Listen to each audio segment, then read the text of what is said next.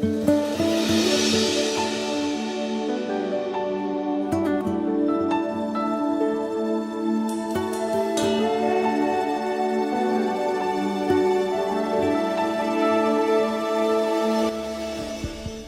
sou o pastor Oséias Celestino do Instituto Bíblico Aliança de Paz, São Paulo. Estamos aqui para a nossa aula de teologia. Na nossa panorâmica bíblica, nós vamos continuar hoje falando sobre livros históricos. Para isso, quero convidá-lo a abrir comigo a sua Bíblia, o livro de Juízes, capítulo 1, a partir do verso 1, que diz: Depois da morte de Josué, os filhos de Israel consultaram ao Senhor, dizendo: Quem dentre nós subirá primeiro aos cananeus para pelejar contra eles? Respondeu o Senhor: Judá subirá. Eis que entreguei a terra na sua mão. Então disse Judá a Simeão, seu irmão: Sobe comigo a sorte que me coube, e pelejemos contra os cananeus, e eu também subirei contigo à tua sorte. E Simeão foi com ele. Subiu, pois, Judá, e o Senhor lhes entregou na mão dos cananeus e os perizeus, e bateram neles em Bezeque 10.000 homens. Amém. Somente até o versículo 4 do capítulo 1 do livro de Juízes, para explicar para vocês como funcionou a estrutura de poder logo após a morte de Josué. A Bíblia diz que após a morte de Josué, pelo relato bíblico, você percebe que não sobrou ou não restou nenhuma outra liderança nacional em Israel que descendesse do Josué. A Bíblia não fala sobre a descendência de Josué, sobre qual o grau de importância que os seus filhos tiveram dentro da conjuntura de poder da nação de Israel, mas certo é que coube a Josué entregar, dividir a terra que Deus houvera jurado dar a Abraão, Isaque e Jacó, dividir a terra entre os filhos de Israel. E logo após essa divisão das terras, eles se mantêm, cada um deles, numa posição confortável, cada um cuidando dos seus interesses, cada um cuidando da sua vida, cada um cuidando da sua tribo. Mas aconteceu um problema espiritual nessa acomodação das tribos de Israel, nessa acomodação dos filhos de Israel. E o problema natural que houve foi deixar Deus de lado. Mas quando Deus coloca Israel na terra que mana leite e mel, Deus faz uma inversão de prioridades com os filhos de Israel, para que os filhos de Israel continuassem recebendo as benéfices de Deus, para que os filhos de Israel continuassem recebendo a proteção de Deus. Eles deveriam estar do lado de Deus, prestando culto a Deus. Portanto, seria uma iniciativa dos filhos de Israel e a contrapartida seria a proteção de Deus. Por exemplo, era como se um delegado da cidade te arrancasse o traficante da melhor casa da cidade, colocasse você na casa que morava esse perigoso traficante e você ficasse morando lá. E evidentemente que você teria temores concernente ao traficante, antigo dono da casa, que foi expulso. Mas como o delegado da cidade está lhe protegendo, você está tranquilo.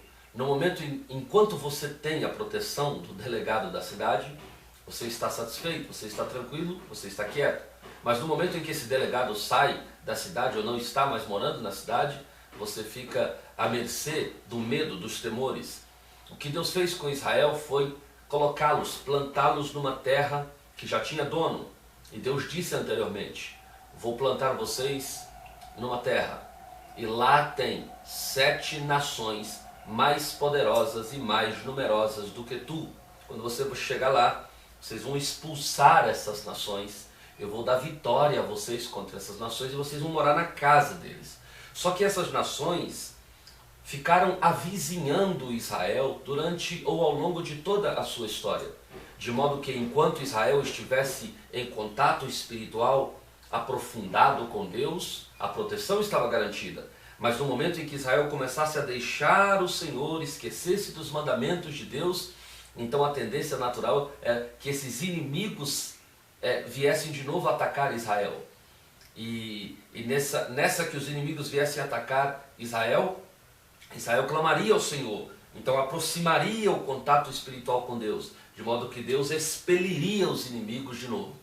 Então esse período pós-morte de Josué ficou conhecido como o período dos juízes, ou a judicatura de Israel. E como é que se deu esse período em Israel? Então lá estavam as tribos quietas, cada um na sua terra, cuidando dos seus afazeres, vivendo em paz. Só que nesse período de paz é normal, é comum que haja um esfriamento das nossas relações com Deus.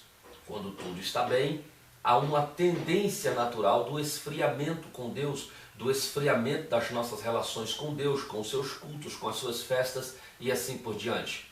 Quando isso acontecia com Israel, Deus permitia que os inimigos antigos viessem contra Israel. Nesse momento, Israel clamava a Deus e Deus escolhia, aleatoriamente, escolhia um homem cujo coração de Deus pudesse estar nele, independente da tribo que esse homem fosse participante. Deus levantava esse homem, enchia esse homem do seu espírito, e esse homem se levantava então como uma liderança natural para todas as demais tribos de Israel. Ele convocava a guerra, ele liderava as batalhas de Israel.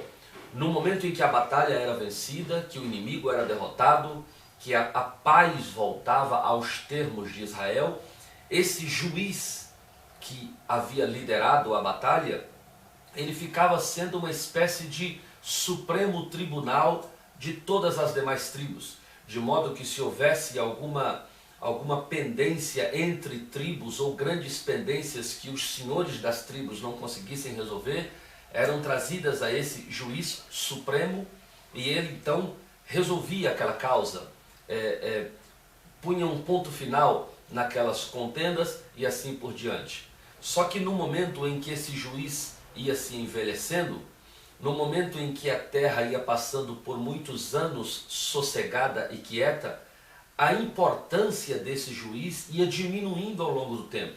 Ele não exercia em todo o tempo uma liderança nacional, porque cada tribo voltava-se à sua própria tribo e resolvia os problemas da sua própria casa enquanto estavam em paz. De modo que a figura desse juiz ia perdendo a importância com o passar do tempo, com o passar dos anos.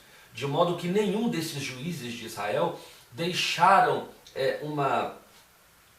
os seus filhos no seu lugar. Não tornou-se uma dinastia de governantes a partir daquela judicatura. De modo que a morte daquele juiz significava a aposentadoria daquele cargo. De modo que ninguém tomava o lugar daquele juiz estando em paz. Nesse momento, então, Deus, com a recusa de Israel manter o seu compromisso espiritual com Deus, eles iam se apostatando da fé. Apostatar significa o desvio vagaroso da fé, das convicções, e eles iam apostatando da fé, de modo que Deus suscitava um outro inimigo, suscitava um outro adversário, e aí Israel clamava ao Senhor, e Deus levantava um outro líder, e esse líder era cheio do Espírito de Deus, e aglutinava todas as tribos sob a sua liderança, e Deus então dava vitória aos filhos de Israel. Portanto, era um período de oscilação espiritual. Se nós pudermos definir o livro de Juízes, nós podemos defini-lo como um período de maior oscilação de Israel, oscilação espiritual da nação de Israel. De modo que os filhos de Israel, quando estavam com os inimigos à porta, a fé deles estava lá em cima com Deus. O compromisso, as convicções, o serviço, a causa de Deus era prioridade na vida deles. No momento de paz e de tranquilidade, de prosperidade, eles viviam a parte mais baixa da sua fé. De modo que havia uma oscilação espiritual muito grande durante o período dos juízes. Então, a etapa chamada de Judicatura de Israel, se desenhou de modo que os filhos de Israel viviam períodos de muita crença e de pouca crença com Deus. Foi esse o fator determinante para o período chamado o período da Judicatura de Israel. Agora, ainda dentro do período da Judicatura de Israel, a gente pode observar uma coisa muito importante, que é justamente uma história que está incrustada, apesar de fazer parte de outro livro, o livro de Ruth, mas uma história que está incrustada dentro do período dos juízes. Então, no livro de Ruth, no capítulo 1, livro de Ruth, capítulo de número 1, gostaria de convidá-lo a abrir comigo a sua Bíblia, e a partir do versículo 1, o texto sagrado começa dizendo, inclusive, incluindo a história de Ruth, o período em que essa história foi vivida, incluindo-a no período da judicatura. Diz o texto sagrado: nos dias em que os juízes julgavam a terra, houve fome na terra, pelo que saiu um homem de Belém de Judá a peregrinar no país de Moabe, ele, a sua mulher e os seus 2 filhos. Chamava-se este homem Elimeleque, a sua mulher Noemi. Os seus 2 filhos chamavam-se Malom e Quilion, e eram efrateus de Belém de Judá. Tendo entrado no país de Moabe, habitaram ali. Esse livro de Ruth, apesar de ser um livro pequeno, é um livro que traz uma história das mais cruciais dentro desse período. A história de Ruth, a história de Noemi, a história dessa família de belemitas que saem para habitar em Moabe, traz-nos uma lição extraordinária. Então vamos a ela. A Bíblia Sagrada diz que essa história se deu no período em que os juízes julgavam a terra. Houve fome na terra nesse período, porque além dos inimigos físicos de Israel, que eram os adversários, que eram as nações vizinhas, havia também os inimigos naturais, aqueles a quais Deus permitia que açoitasse a nação de Israel, a fim de que Israel se voltasse para Deus. E entre esses inimigos, a fome. E a Bíblia diz que no período em que os juízes julgavam a terra, houve fome na terra. E interessante que o texto sagrado diz que houve fome justamente em Belém. Essa família era de Belém. Então, Belém significa casa de pão. E logo na casa de pão, faltou pão. E essa família que deveria observar as experiências antigas que a sua família houvera tido nos momentos de crise, de dificuldade, nos momentos de Deus longe deles, o que eles deveriam fazer era clamar a Deus, orar ao Senhor, pedir para que houvesse uma volta de Deus, de modo que Deus mandasse chuva na terra. Aquela agressão natural que os filhos de Israel estavam sofrendo era por uma justificativa espiritual, de modo que eles deveriam se voltar para Deus, para que Deus pudesse salvar a terra. Se esse povo que se chama pelo meu nome se humilhar e orar, buscar a minha face, arrepender dos seus maus caminhos, então eu, o Senhor, ouvirei do céu, perdoarei o seu pecado e sararei a sua terra. Mas, ao invés de clamar a Deus, ao invés de pedir para que Deus sarasse a terra, os filhos de Israel, mais especificamente esta família de efrateus, o Elimeleque, sua esposa Noemi, Malom e Quilion, eles resolvem abrir mão da herança. Naquela época, abrir mão da herança dada por Josué à família deles era algo terrível. Ninguém podia abrir mão da herança. A herança recebida era algo caro demais, mas um período de fome, um período de agressão de Deus contra aquela família foi o suficiente para que aquela família abrisse mão, vendesse a herança que não podia ser vendida, e com dinheiro amealhado pela venda daquela propriedade, eles compraram uma terra em Moabe. Moabe estava verde, Moabe chovia àquela época, e eles foram para lá. Interessante que muitas pessoas resolvem fazer alguns investimentos estranhos na vida. Eles abrem mão da herança de Deus, abrem mão do lugar onde Deus o plantou, para ter algumas experiências em Moabe. Moabe, as pessoas não conheciam a história de Moabe. Moabe, apesar de ser uma história conhecida em Israel, parece que aquilo não atinou na mente daquela revoltosa família que resolvia abandonar a herança para ir embora da nação de Israel. Porque Moabe, se vocês não conhecem a história, começou de um dos pecados que para a nação de Israel eram os mais graves da história. Um dos mais graves de todos os pecados que pudessem ser cometidos. Porque Moabe foi um homem, e a cidade se deu por conta desse homem. Moabe foi fruto de um relacionamento sexual entre o pai e uma filha. Foi fruto de um incesto. O pai desse homem era Ló, e a mãe era a filha de Ló. Lembram da história?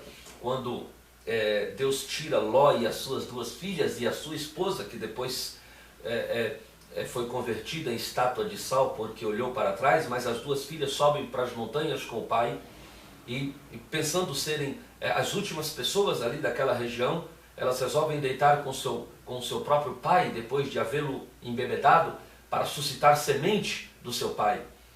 E as suas duas filhas deram luz a filhos homens, a qual deram os nomes de Amon e de Moabe. Amon foi o pai dos Amonitas, que depois se tornou em inimigos ferrenhos de Israel, e Moabe foi o pai dos Moabitas. Então, um Moabita não era bem quisto, não era bem aceito dentro da sociedade judaica, não era aceito dentro da cultura judaica.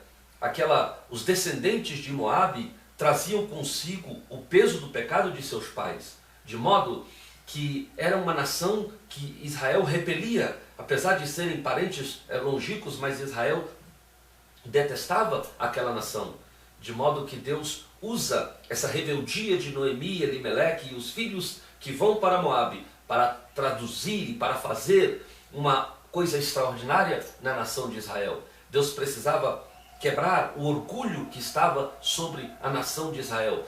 Israel era muito orgulhoso. Israel supunha que eles fossem a melhor e a principal nação da terra e que todos os povos eram povos menores do que ele. Eram povos de menor importância, afinal de contas, eles eram povo de Deus. De modo que Deus usa essa história para trazer uma lição das mais extraordinárias. E é impossível contar a história da judicatura de Israel sem lembrar deste fato absolutamente interessante. A Bíblia diz que aquela família foi até Moabe. Quando chegou em Moabe, compra a terra. E ali eles ficaram por 10 anos, aproximadamente. Mas, durante a estada daquela família belemita em Moabe, começou a acontecer coisas esquisitas e estranhas. Primeira coisa que acontece é a morte de Elimeleque, o patriarca daquela família, o chefe daquela família. E interessante que, apesar de naquela época as famílias serem patriarcais, isso é, o homem, o patriarca, mandava na casa, a gente observa, lendo a Bíblia, que a estrutura familiar da casa de Elimeleque não era uma estrutura patriarcal, pelo menos do ponto de vista da realidade vivida por eles, e sim uma família matriarcal, de modo que quem determinava, pelo menos do ponto de vista do texto sagrado, as decisões daquela família era a Noemi, a mãe. Existem algumas casas, mesmo em regimes patriarcais como o nosso, que também acontece isso, que são as mulheres que mandam na família, que têm o domínio da família. Tanto que Noemi assume isso na história. Noemi assume que a ideia da ida para Moabe fora dela, de que o incentivo para a ida até Moabe era dela e ninguém tinha participação nessa história. Porque nem sempre a morte de alguém, porque quem morreu foi Elimeleque, nem sempre a morte de um alguém é punição para aquele alguém que morre. Às vezes a morte de um alguém é uma punição para quem fica. E no caso de Noemi, foi bem isso que aconteceu. Morre o seu marido e depois morrem também os seus 2 filhos, Malom e Quilion, que eram efrateus, e ao chegarem em Moabe, a Bíblia diz que eles se casaram com mulheres moabitas, entretanto, não tiveram filhos. Agora, a gente vê pelo texto sagrado algumas coisas muito interessantes. Primeiro, quando eles chegam a casar com aquelas mulheres, eles parecem ter uma fidelidade ao mandamento de Deus muito mais explícito do que a fidelidade dos seus próprios pais. Eu costumo dizer que Mahlon e Quilion eram mais crentes do que os próprios pais, porque eles sabiam que o casamento com aquelas mulheres não seria algo agradável a Deus, mas os filhos produzidos por aquela união não seriam do Senhor. De modo que aqueles moços, conhecedores da lei de Deus, eles preservam o fato de não suscitarem uma semente naquelas mulheres, a fim de que Deus não pudesse rejeitar a sua descendência. Mas esse é apenas um entendimento particular do texto sagrado. Agora, certo é que, quando morrem os dois filhos, sobra uma família estranha, uma família totalmente desprotegida pelas leis moabitas. Nas leis moabitas, mulheres não podiam ter nada em posse delas, não podiam ter documentos de posse de terra, assim como Israel tinha. No caso, fora um benefício conquistado através da luta das 5 filhas de Zelofeade, que clamaram a Moisés e Arão e aos príncipes de Israel lá atrás, porque elas não tinham irmãos e o pai tinha morrido e elas não podiam perder a terra. Elas clamaram a Deus, apesar de ser lei de Deus, Deus fez um adendo na lei dele para favorecer as mulheres de Israel através do posicionamento das filhas de Zelofeade. Mas essa é outra história. De modo que em Moabe as leis não eram iguais em Israel. As mulheres eram extremamente prejudicadas no caso da morte dos seus maridos. Então, com a morte dos 3 sobram Noemi, Orfa e Ruth. Ela abraça suas 2 noras, que eram moabitas, diz: olha, eu não vou ficar aqui, não tenho terra, não tenho posse, não tenho nada. Então vocês estão dispensadas, vocês voltem para suas casas, para os seus pais, vocês são jovens ainda, podem casar de novo. Eu não tenho mais filho, nem tenho condição de ter, e mesmo que tivesse condição de ter filhos, não acharia correto vocês esperarem eu ter filho e eles crescerem para suscitar semente em vocês? Não, vocês estão dispensadas. Orfa chorou muito, abraçou sua sogra e foi embora. Ruth chorou muito, abraçou a sua sogra e resolve não ir embora. E pelo texto sagrado você consegue enxergar quais foram as